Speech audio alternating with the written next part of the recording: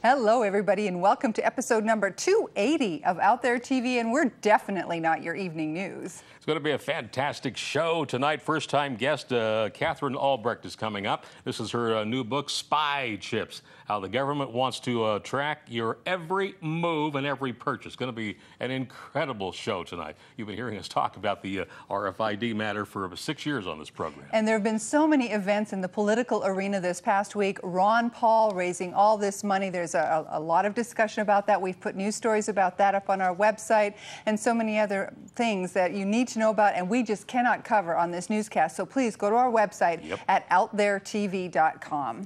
Anyway, you're up with the news. I am. New Pentagon memos released by the Washington Post show that ex-U.S. Defense Secretary Donald Rumsfeld willingly directed a psychological campaign of terror on the American people to achieve the government's political objectives, making Rumsfeld himself a terrorist, according to the very definition of the term. In one April 2006 memo, Rumsfeld actually encouraged Pentagon officials to, listen to this, keep elevating the threat and to talk about Iran, Syria, and Korea. Anything to make the American people think that they were surrounded by terrorists when the threat never existed.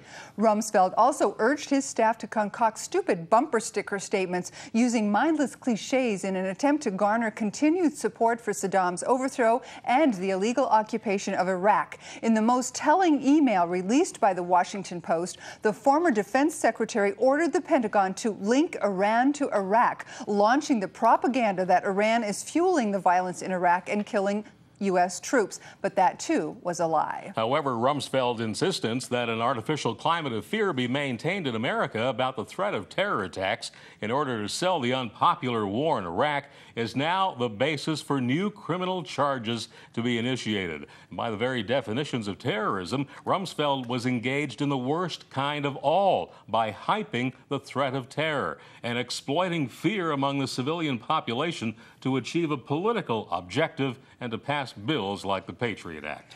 Big news tonight. The Bush administration may be easing its demand for microchipped driver's licenses, acting at the behest of state officials who say the Real ID plan is unworkable and too costly. Chertoff announced that Homeland Security could waive the original May 2008 deadline and set a new target of 2013 for getting all U.S. driver's licenses to comply with a national standard. It may also extend the original deadline by a decade to 2018 for drivers older than 50 to reduce the costs associated with a projected surge of customers at state motor vehicle departments. Tim Sparapini, senior counsel for the ACLU, said Homeland Security is weakening the program in a desperate bid to keep it alive after realizing the potential backlash from millions of American citizens. And both conservative and liberal groups who once supported a microchipped identity card are finally viewing it as de facto national ID with Orwellian implications.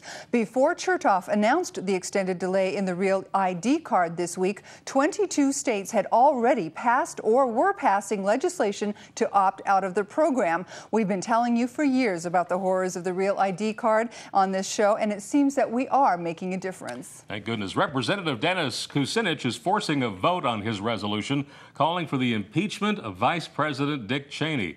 In his statement, Kucinich said, quote, "The momentum is building for impeachment as millions of citizens across the nation are demanding an end to the VP's blatant abuse of power."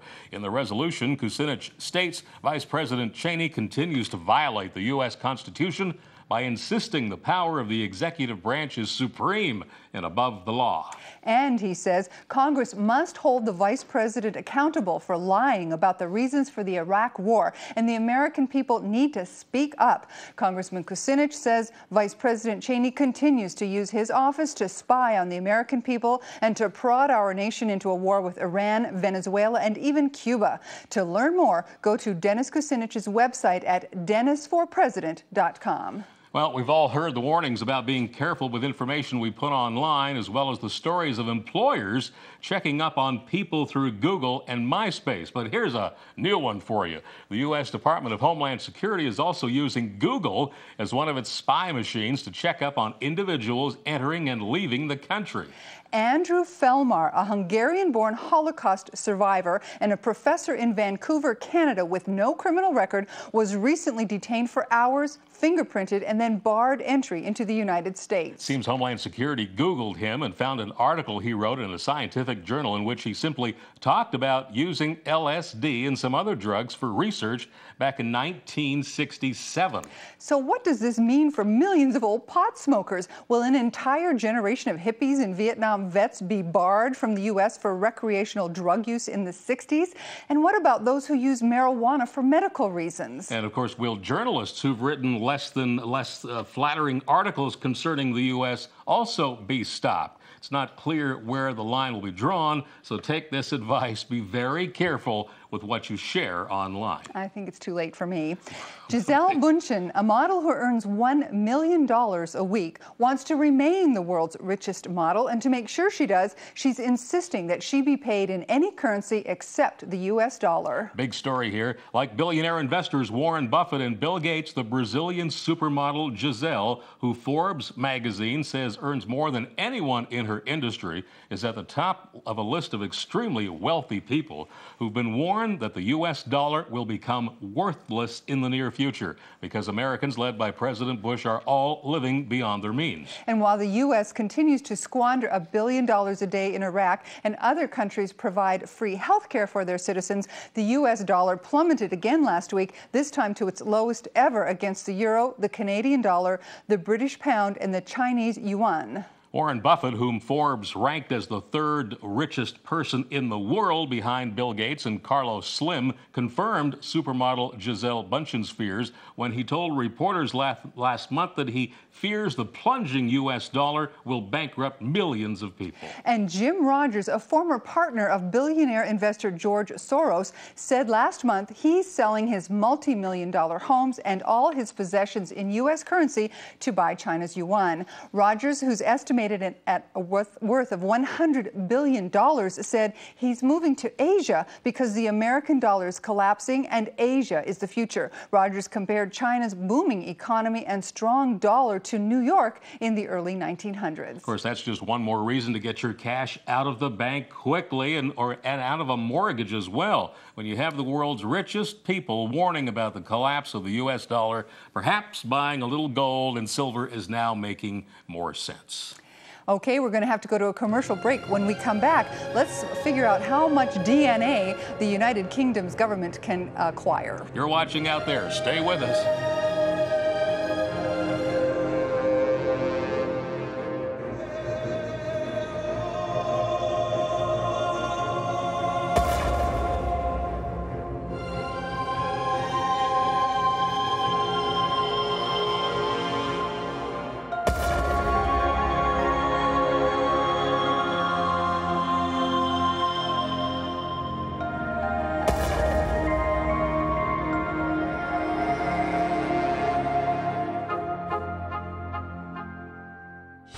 If you haven't signed up for the on-demand video service at OutThereTV.com, then you're missing the full story. Watch the latest TV broadcast and gain exclusive access to search over 60 hours of episodes and shocking free documentaries, including The Kill Shot. Everything you see here will be scrap metal. Loose Change. Aerosol Attack. And more. Plus, get the latest breaking news. Read guest bios.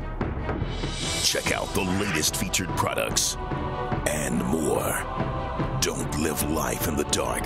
Get to OutThereTV.com right now and get the information you need to know. Out There TV. It's definitely not your evening news.